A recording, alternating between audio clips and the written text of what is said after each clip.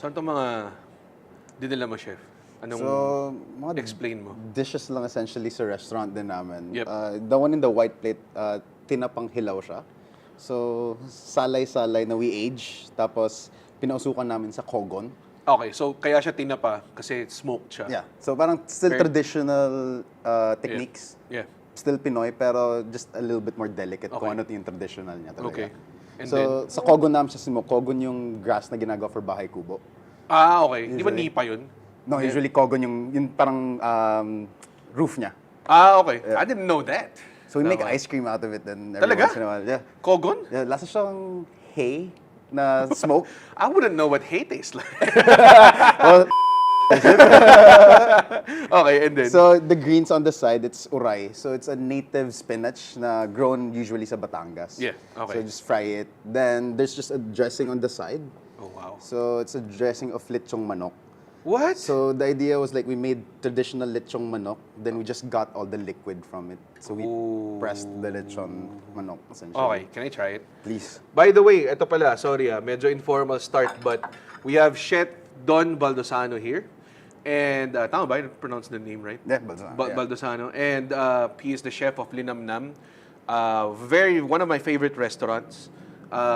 It's a tasting menu na may 400 courses. Well, minsan. minsan, if he's, and it's a restaurant that kinonvert niya yung childhood home niya Yeah. into Kasi a yung restaurant. bahay kubo ng house namin. Yeah. And amazingly enough, he's one of the up-and-coming chefs. Actually, up-and-coming pa ba tawag sa'yo, chef? Hindi ko rin alam. Because you're pretty young. Like, yeah. when you opened Linamnam, how old were you? I was around 19. 19? 18, 19. Yeah. 19 years old, di ba, as a chef. And then now, ito na, he's like one of the most sought-after chefs here. I'm gonna use my fingers. Please. Actually, I would love you to use your So, fingers. one of the things na I ate so many times na sa Linamnam. And one of the things that I really enjoy is how you do your seafood. Oh, thank you. Is it a focus talaga or? Yeah, for me, it's a focus. Kasi parang papansin ko, hindi natin napapansin gaano kasarap yung seafood natin sa Pilipinas. And we're supposed to. Yeah. Diba? Oh my God. Parang one of the things na nakita ko, pumunta ako sa Japan, nagulat ako na they were even using fish na galing din sa atin. So I was like, What? what's the point of us getting Talaga? fish from there? And when you're talking about fish from here, Yeah. sometimes from the basic layer, pag pumunta ako sa grocery, I would look at tanige. Yeah. I would look at bangus, tilapia, di ba? Pero none of, what is this? This is salay-salay. So, a local scad. I think sa atin, pinapaksiw lang siya madalas eh. Pero for us, we wanted to showcase na pwede mo siya almost like sashimi. Uh-huh. So parang paying respects kung gaano kasarap ba talaga yung seafood natin dito sa Pilipinas. It's tawag dun, it's weird na mas pork tayo of a nation. Yeah. And when we're surrounded by sea. By seafood. Oo nga. I It's think so weird. pork naman is something na deeply ingrained sa atin kahit nung pre-colonial. Ah, talaga ba? times, Yeah, naalala ko parang merong mga instances na they would say parang roasted pork which is parang lechon. Talaga? Siguro, yeah. Pero feel ko, seafood was used a lot back then din. Pero nakakalimutan na kasi mas mahirap gamitin siguro than meat. Dahil, Well, fish is more delicate. Parang karne, ma-overcook ka in like what, 5 minutes, 10 minutes? That's true. With fish, 30 seconds, 15 seconds That's lang true. yung ano mo. Oo. So parang you just need more technique and more handling. or is it just a more of like a Luzon city thing? Kasi Could be. Could be ba na Could be talagang my mindset as well. being mas from mas here na. porky lang talaga tayo? Feel ko, Because kasi- when you go to province, ang daming seafood. Madaming na. seafood, yeah. Pero I think I'm saying that in a more of restaurant standpoint. Okay. Na mas marami sa amin nag-meet. That's why Yeah. I'm trying to push for more seafood. But that's because of demand din naman, di ba? Like, Yun nga eh. Pero why not change the demand, diba? For the people to understand amazing. na more fish is actually really good for us. I would honestly go to a restaurant and not immediately think na ang main course ko or ang protein ko is fish. Yeah. Diba? Like, Especially that's in a tasting menu. 95% of the time. Yeah. Oo. Kaya nga binabaliktad namin in our tasting menu, parang Yeah. minsan 2 or 3 yung fish course mo. Yeah. Tapos meron kang super liit na meat course. Yeah. So minsan parang Yeah. gusto namin na medyo mainis ka rin in a way. Parang nga ganun yung frustration, parang, Yeah. isda na naman. Tapos nakakatawa sa kasi lagi lahat humihingi na ng kanin, umpisa pa lang. Yeah. Tapos di talaga namin bibigay sa'yo Yeah, it's until the amazing. very end. It's amazing. Talaga. It's such a great, if you guys haven't tried it, go to Linamnam. Sa Instagram's Linamnam MNL, I think. And it's such a great experience kasi you serve primarily a tasting menu na Filipino food. Yeah. And then, hindi lang yun, is that you always explain where you got the food from and explain a little bit of its history. And one of the things na I think kaya rin in-invite kita because you talk so well about pre-colonial cuisine, Food, yeah. which is kind of like parang the Filipino cuisine even before we had the country Philippines. Parang ganun. So, paano yun? Like, how did your interest start to that? Well, to be honest, it was because of two friends really talking about pre-colonial food. It was Arnel Patawaran and Angelo Comsty, one of the best friends? food writers of the Philippines. Oh, okay, Tapos, okay. I was just literally eavesdropping while we were in the elevators. Hindi pa kami close at all. Oh, okay. Tapos I was like, ano pinag-uusapan about pre-colonial Philippine food? Tapos, bigla lang sinabi sa akin about pigafetta. Okay. And sobrang sakto na I remember it was 2 weeks or a week before the anniversary of pigafetta coming and Magellan coming to the Philippines. Tapos in-explain nga sa akin, there was so much history in Filipino food bago pa dumating yung mga Spaniards. Yeah. Na nagta-tasting menu almost yung mga Pinoy bago pa sila dumating sa atin. Si Antonio Pigafetta came with Magellan ba? Tama ba? Or was So it parang after? siyang chronicler ni Okay. Magellan. So weirdly Italian siya na chronicler ng Portuguese. Yeah. Portuguese fleet, yeah. diba? Yeah. But they were repping Spain, diba? Exactly. Parang ganun, it's such a confusing... Sobrang confusing, but that's what makes it interesting, I would say. I guess parang, at least parang he was there not for, obviously, to serve the country, but more of like... More to experience. Actually, pag nakita ka nung scriptures niya, wala nga masyado about Magellan being in the Philippines. It was more of paano talaga tayong Pinoy. It was food natin, culture natin. Kaya nga nakakatawa na we'd always say na parang there wasn't any, as you were saying na there wasn't any Philippines. Wala Bago talaga. yung Spaniards. I think there was no name, essentially. Pero meron na talaga tayong kultura, may pagkain na rin tayo.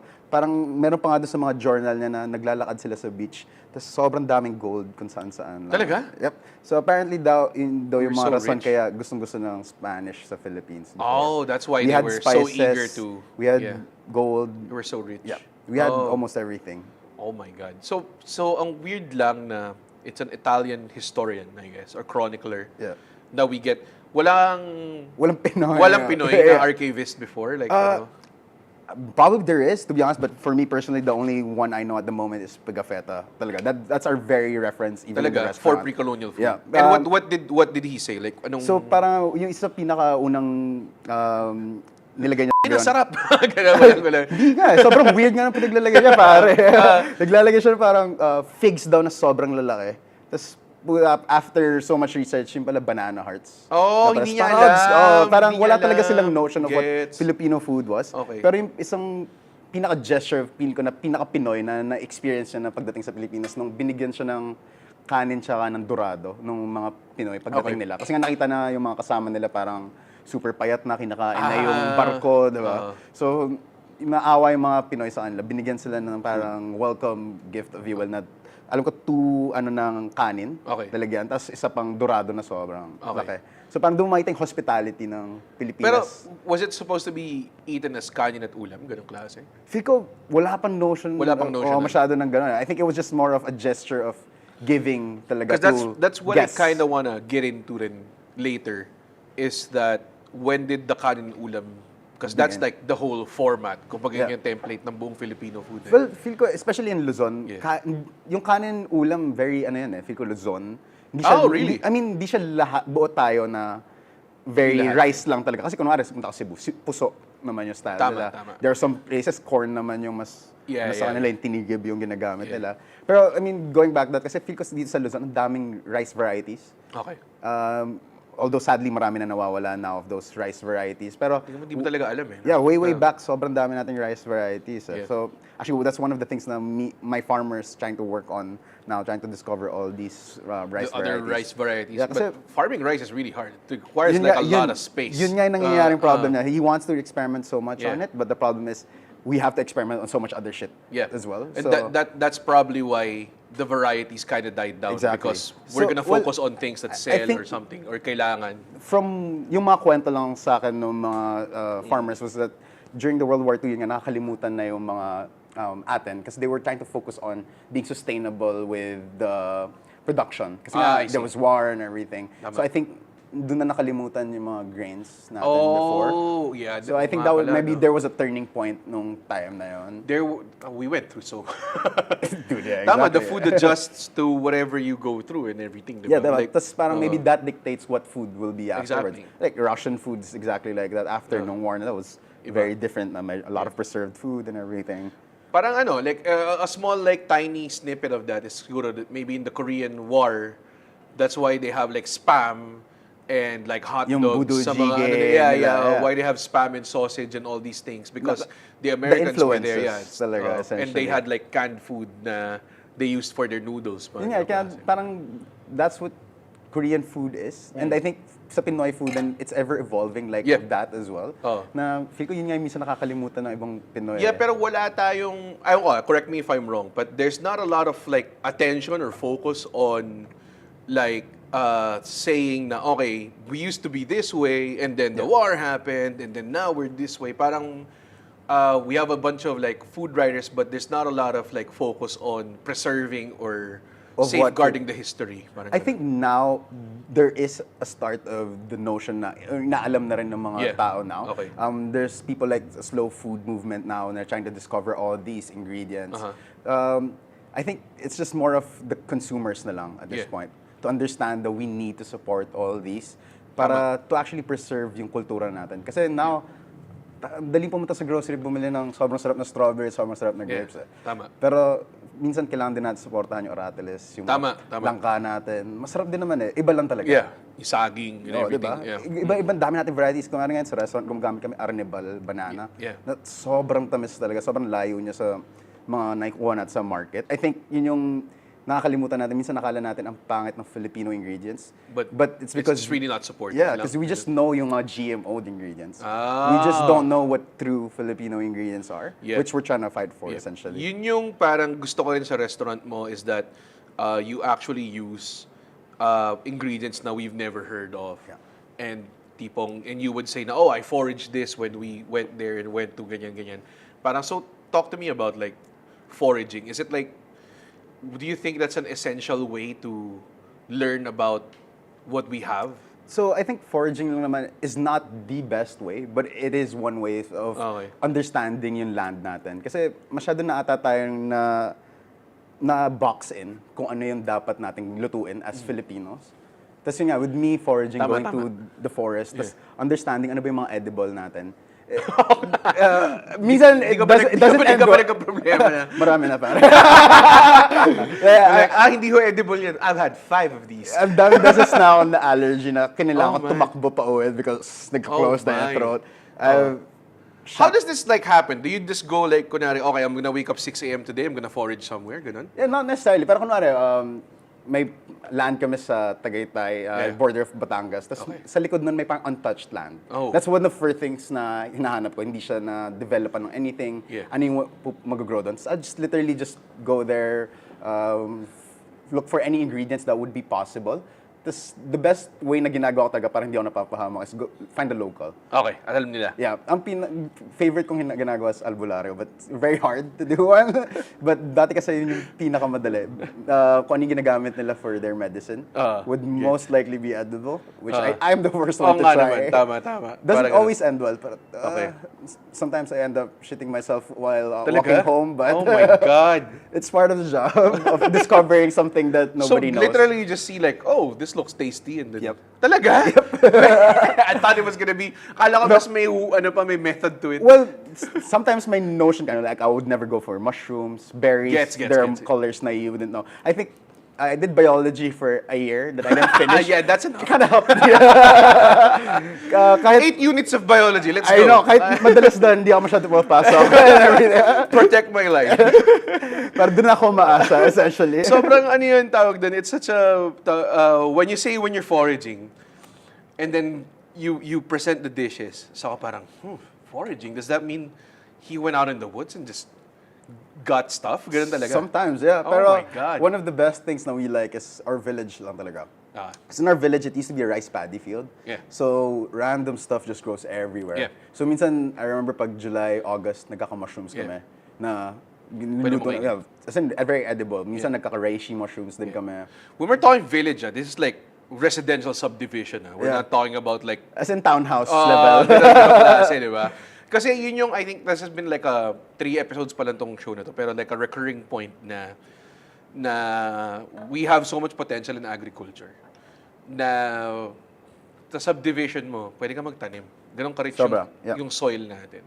So, imagine mo na lang if you're in like more fertile land and with like proper irrigation and proper handling and everything, we could be like a really huge juggernaut in agriculture. Yeah. I think it's more of understanding lang na we have this potential. You do. Then we can do something about it. Yeah. Maybe not, it's not gonna be like an immediate kind of maybe step by step. Feel ko now naman marami na nakakapansin ng pwedeng mangyari sa atin. Yeah. Little by And little. it's like, I think chefs like you would open up like a lot of, like imagine if you would serve someone tapos he has the capability to invest in agriculture and then nakita niya na parang, wow, okay, what's on the plate is the potential of this. This is crazy, di ba? Yeah. Yeah. So, is it like, going back to the pre-colonial stuff and everything, was it like intention for you that you opened up Linamnam and say na parang... Not Hindi naman. necessarily. I remember nung unang start ng Linamnam, it was Filipino. Okay. Pero the only focus was creativity. Oh, okay. Sobrang... So it's not typical, not innovative.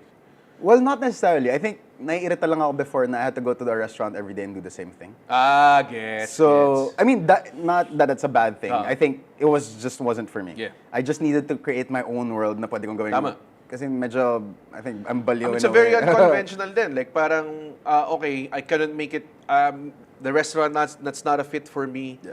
You go home, you convert your childhood home into To a restaurant, this essentially. parang reservation-only restaurant, di ba? And it wasn't really, I don't know, a lot of people say it's a restaurant. Nung umpisa hindi talaga, because I wasn't making money. I didn't even know the idea of costing. Nung wala, umpisa. I remember yung pinakauna namin, nag-serve kami 12-course menu, 1,500 ba? 1,600. Lord, grabe. See? Oh my God, talaga? Like, what the hell was I doing, right? Parang I've spent more on a Jollibee. Me too. On like a really drunk night. Diba? Yeah. It's what's crazy. Talagang sinasuggest ko, guys, go eat there. It's crazy. I remember I brought my sister there, balikbayan from Canada. I mean, she goes home every week, so every month, every year. But parang every time na pag-uwi niya, we do the same things. Like, okay, yung favorite hot pot restaurant niya, and then we do a Filipino restaurant, papaluto kami sa dampa, and then we cook din sa bahay, ganong klase. And then one time we brought it to you. Yeah. Tuwang-tuwa siya because it's so much, parang, ano mo yung you feel like you've known the Filipino. Philippines. Yeah. And then now, in every dish, parang, what? Parang puro, may ganito pala, Parang may ganyan. nakikita mo yung different facet of Filipino Yeah. food. Parang I think yun yung tinatry namin i-promote talaga essentially sa restaurant. Kasi dati sobrang ayaw ng Filipino food. Yeah. Oh, Like, gets. I kasi hate yun it. Kasi training ko was very French, Italian. Tapos kahit nung nag-junior master chef ako dati, I wouldn't even know how to cook rice. Oh man, talaga? Wow. Kasi it was a point for me not to learn rice. Gets. Parang I was that... Gusto mo mag-escape? Yeah, I was that bastard. Okay. Gets, so parang gets. ako, di talaga ako mag-Filipino food. Until one of my friends was like, bakit ayaw mag-Filipino food? Parang, it's not good, it's not nice. Tapos sabi niya sa akin, kailangan not fancy. Yeah. Sabi niya, kailangan nakakita ng 3-star chef or really good chef that doesn't know his own cuisine. Yeah. Tapos parang he named like El Bui, Heston Blumenthal, all these #1 chefs. They know and their lahat own sila, shit. Yeah. para, yung cuisine talaga nila. It's not like, shit, okay, maybe I don't know much about my own culture nga. So doon nag-start How old na. were you when you have that realization? I was probably 17. Talaga? 17, Damn, yeah. grabe. And then you went on just embarked on a quest to learn it. Tuloy-tuloy na afterwards, I started in different restaurants. I started traveling just to learn more about the Philippines. Tapos, yun nga, now it's still traveling, but now it's more focusing on the unsung dishes and ingredients. Yeah. And kasi ako, sa totoo lang, whenever I go to a different province, feel ko parang wala akong kaalam-alam sa bansa ko, which exactly was your point a while ago. Yeah.